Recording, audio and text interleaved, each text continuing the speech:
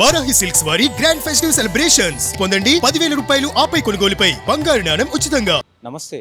So ముఖ్యంగా నిన్న ఏదైతే ఎమ్మెల్సీ కవిత మాట్లాడినటువంటి మాటలు శాసనసభలో పెద్ద ఎత్తున చర్చనీయాంశమైనవి, తెలంగాణ రాష్ట్ర వ్యాప్తంగా కూడా పెద్ద చర్చనీయాంశమైంది.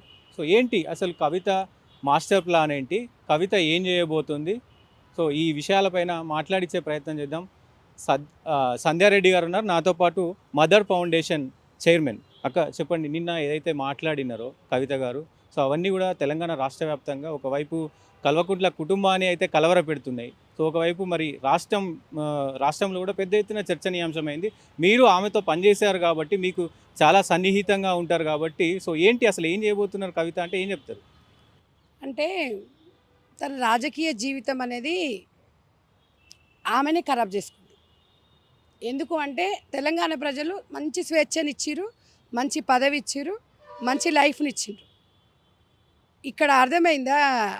ఆశ కొననాలికకు మంది పెడితే ఉన్న నాకు ఊసిపోతుంది అన్నట్టుగా ఇవాళ ఉన్న మంచిగా ఒక సీఎం కూతురు, ఒక ఎంపీ, తర్వాత ఒక ఎమ్మెల్సీ, దీంతో సరిపడకుండా ఇంకా ఏదో చేయాలి, ఇంకేదో సాధించాలని ఒక లిక్కర్ దంద చేసి మహిళల మనోభావాలతోని ఒకటి, తర్వాత తెలంగాణ ఉద్యమకారుల పిల్లలు వాళ్ళ తల్లిదండ్రుల గోస అనేది ఒకటి.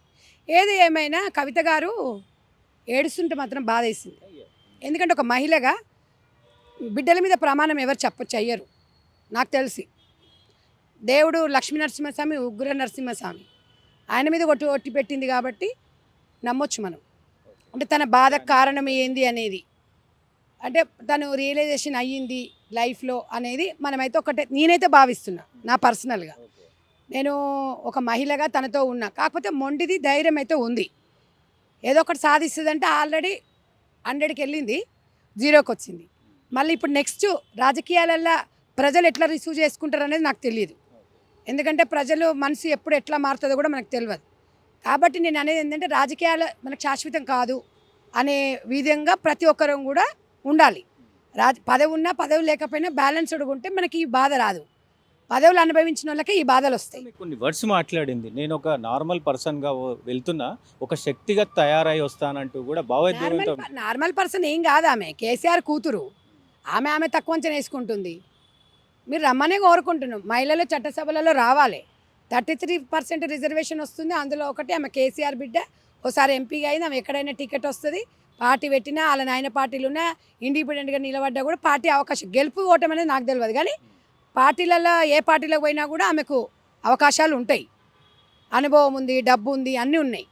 కాబట్టి ఒక తెలంగాణ ఉద్యమకారులాగా ఇచ్చిన అవకాశాన్ని పొడగొట్టుకున్న తర్వాత మనం ఎంత చేసినా గొంగట్ల అన్నం పోసుకొని ఏరుకున్నట్టే ఉంటుంది. కానీ ఇదొక అంటే మామూలుగా బయట వినబడుతుందాక రేవంత్ రెడ్డి డైరెక్షన్లో కూడా ఎంతో కొంత పాత్ర రేవంత్ రెడ్డిది ఉంది. రేవంత్ రెడ్డి ఫ్రీ హ్యాండ్ ఇచ్చాడు అనేది కూడా కొంత వినబడుతుంది. రేవంత్ రెడ్డి గారికి అంత అవసరం లేదు. ఆయనకు రాష్ట్రాలలో ఉన్న పనులే చాలా ఉన్నాయి. ఎవరినో దగ్గరికి తీయాల్సిన, సొంతం అన్ననే బయటికి వెళ్ళగొట్టినప్పుడు వాళ్ళ కుటుంబ సమస్యలు మాకు అవసరం లేదు. ఎంతోమంది మహిళలను, ఇలా చెల్లెళ్ళము, అక్కలము అందరినీ ఆయన చూసుకుంటూ రాజకీయాలలో ప్రోత్సహిస్తున్నాడు. అందరితో పాటు ఈమెను ప్రోత్సహిస్తాడేమో, కానీ ఈమెనే పెట్టుకొని రాజకీయాలు చేయాల్సిన అవసరం రేవంత్ రెడ్డికి అసలు లేదు. రేవంత్ అన్న ఏంటంటే ఆయన ఇండిపెండెంట్గా ముందుకొచ్చిన వ్యక్తి కాబట్టి ఆయన భావజాలం అట్లాగే ఉంటుంది. ఏది ఉన్నా కూడా మంచి రాజకీయాన్ని ముందుకు తీసుకెళ్లాలన్న దృక్పథంతో పోతున్నారు. ఏ పార్టీ ఉందో ఏదో, కాంగ్రెస్ పార్టీ అయితే కవితకైతే మద్దతు ఇవ్వదు. ఎందుకంటే ఒకసారి వాళ్ళ నాన్న ఎట్లాగో మోసం చేసిండు. కాంగ్రెస్ పార్టీ విలీనం చేస్తే, తెలంగాణ ఇస్తే కాంగ్రెస్ పార్టీ విలీనం చేస్తారు అనుకున్నారు. మరి ఇక వాళ్ళు చేసింది ఏముంది? అవన్నీ మనకు తెలిసిందే కదా. కాబట్టి ప్రజలు అయితే నమ్మరు. ముఖ్యంగా హరీష్ రావుని అంత టార్గెట్ చేయడం వెనుక ఏం కారణాలు అయి ఉండొచ్చు? మాకు తెలియదయ్యా. కర్ణుని సావుకు 1,00,000 కారణాలు. ఆమె ఏం జరిగిందో ఏమైందో మాకేం తెలుసు. ఇప్పుడు ఒకటి చెప్తుంది, నిన్నమని ఒకటి చెప్పింది. వాళ్ళకే లావాదేవీలు కాదంటది. లావాదేవీలు కాకపోతే ఇంత గొడవలు ఎందుకు? దీనికి ఇంత ఏడుపులు ఎందుకు? ఇంత పెడబొబ్బులు ఎందుకు? రాజకీయంగా ఎదగాలనుకున్నప్పుడు ఎదగాల, కానీ కుటుంబ గౌరవాన్ని తీసుకొచ్చి బజార్లో పెట్టుకుంటే బాగుండదని నేను అనుకుంటున్నా. వాళ్ళ ఇష్టం, అది నేను చెప్పేంత దాన్ని కూడా కాదు. నాకు మీరు అడిగిరు కాబట్టి చెప్తున్నాను. ముఖ్యంగా ఏదైతే కేసీఆర్కి సంబంధించి కేసీఆర్ హయాంలో దాదాపు మహిళలకు చట్టసభల్లో స్థానం ఇవ్వలేదు, అలాగే ఉద్యమకారులను పక్కకు పెట్టారు, అన్ని రకాలుగా కూడా నిన్న అసెంబ్లీ సాక్షిగా కేసీఆర్ ప్రభుత్వం ఫెయిల్ అనే మాట మాట్లాడిన పరిస్థితులు ఉండే. అంటే అట్లా మాట్లాడడానికి ఆమెకి నిజంగా ఎంత ఒకటి రాజకీయాల్లో ఒక వ్యూహం అయ్యా. ఎవరు నమ్మరమ్మా, ఎవరు నమ్మరు తమ్మి. అప్పుడు 10 సంవత్సరాలు లేని వీళ్ళందరూ ఆది ఉద్యమకారులు అన్న ఎవ్వరు నమ్మరు. అది సెల్ఫ్ అని అందరికి తెలుసు.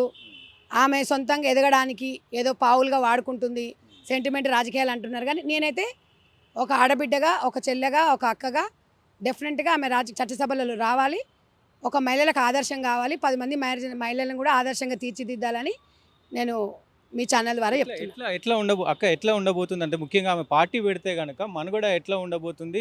నిజంగా ఆమె ముందుకు వెళ్ళి అంటే ఆమె తీరును మీరు దగ్గర నుండి చూశారు కాబట్టి సో ఆమె తీరు ఎట్లా ఉండబోతుంది ఇక అంటున్నారు? ఆమె తీరుండేది ఏముంది, ఆమె చాలా కమిట్మెంట్ వ్యక్తి.